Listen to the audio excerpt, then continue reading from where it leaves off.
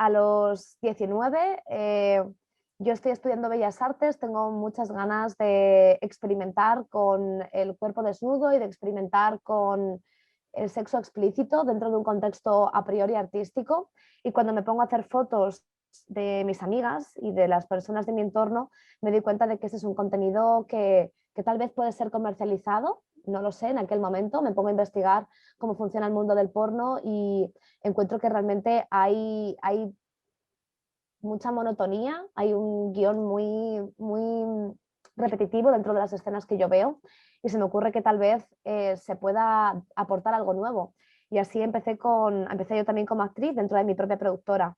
Estuve un par de años rodando para mí misma, después cerré la productora y me metí en el porno más mainstream, ¿no? En ese mismo porno que en un principio criticaba. Y me lo pasaba bien, me gustaba, seguí con ello, estuve 8 años dentro del trabajo sexual. En el 2017 me retiré